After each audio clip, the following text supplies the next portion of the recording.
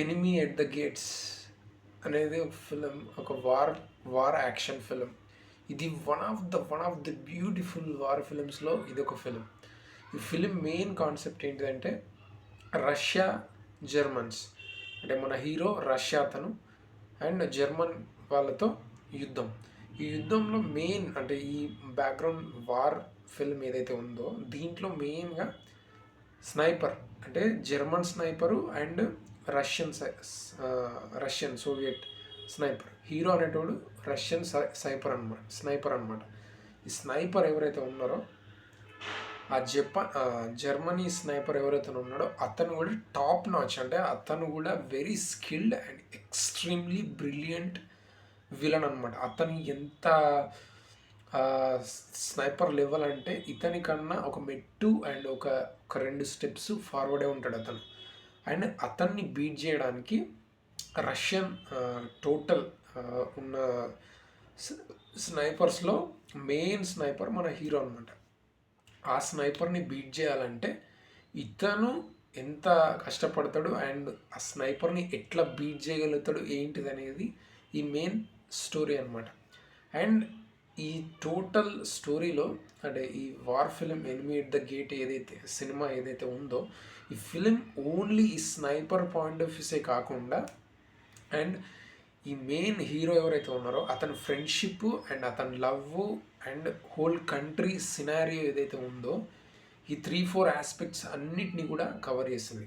ఈ కవర్ చేయడంతో పాటు ఒక యూనిక్నెస్ ఆఫ్ ద ఫిలిం ఏంటిదంటే ఒక వార్ జోన్ని ఏమాత్రం అవాయిడ్ చేయకుండా ఆ వార్ జోన్లో ఒక స్నైపర్ థింగ్ని కరెక్ట్గా ఎలివేట్ చేసి చెప్పే సినిమా అనమాట. అండ్ దాంతోపాటు మ్యూజిక్ అండ్ బ్యాక్గ్రౌండ్ మ్యూజిక్ ఏదైతే ఉందో అది ఒక లెవెల్ ఆఫ్ హైస్ అనమాట. మనకి స్టార్టింగ్ నుంచి ఎండ్ వరకు కూడా ఎక్కడ కూడా తగ్గకుండా, అంటే ఒక ఇంట్రెస్ట్ ఆస్పెక్ట్, అంటే స్నైపర్ అంటేనే అది బిట్ టు బిట్, అంటే ఒక చిన్న ఇంచు పడ్డా కూడా మనం టక్కున పేలిపోతుంది. అంటే స్నైపర్ అంటే ఎక్కడి నుంచి కొడుతుండో తెలియదు, అంటే అవుట్ సైడర్ ఎక్కడున్నాడో వాడు ఏ ఇంచు నుంచి కొడుతున్నాడు అనేది ప్రతిదీ కూడా చాలా సస్పెన్స్గా అండ్ చాలా డ్రామా అండ్ చాలా ఎమోషనల్ డ్రైవ్తో వెళ్తూ ఉంటుంది. ఇన్ఫ్యాక్ట్ ఆ ఫ్రెండ్షిప్ని కూడా ఈ సినిమాలో యూజ్ చేసినంత depth I think a war ఫిలిమ్స్లో, అంటే నేను చాలా వార్ ఫిలిమ్స్ చూసినాను, అంటే అంత ఎక్కువ కాదు కానీ ఎంతో కొంత వార్ ఫిలిమ్స్ చూసినాను.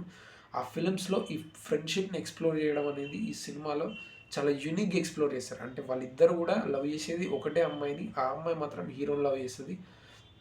అండ్ వీళ్ళ ట్రయాంగిల్ లవ్ స్టోరీ ఏదైతే ఉందో దీంట్లో కరెక్ట్గా అంటే ఒక ఎండింగ్ కూడా చాలా డిఫరెంట్గా అండ్ మీరు ఎక్స్పెక్ట్ చేయరు అలాంటి ఒక ఎండింగ్ అయితే ఈ సినిమాలో ఉంటుంది. అండ్ ఇది నాకు నేను చూసిన తర్వాత ఇప్పుడే చెక్ చేసిన విషయం ఏంటంటే ఇది యాక్చువల్గా బేస్డ్ ఆన్ ట్రూ స్టోరీ అనమాట. ఇప్పుడు ఈ రష్యన్ సోల్జర్, ఈ స్నైపర్ ఎవరైతే ఉన్నారో అతను నిజమైన సోల్జరు అండ్ అతను ఆ జర్మనీ స్నైపర్ని ఎట్లా చంపిండు ఏందనేది కొంచెం రియల్ స్టోరీ అనమాట. ఇన్ఫ్యాక్ట్ ఈ రష్యన్ మన హీరో ఎవరైతే యూజ్ చేసిన స్నైపర్ గన్ ఏదైతే ఉందో, ఆ స్నైపర్ రైఫిల్ ఏదైతే ఉందో అది స్టిల్ సోవియట్లో ఇంకా ఒక మ్యూజియంలో ఉంది, మనం వెళ్ళి స్టిల్ చూడొచ్చు. అది ఆ గ్రేట్నెస్ ఆఫ్ దిస్ ఫిలిం అనమాట.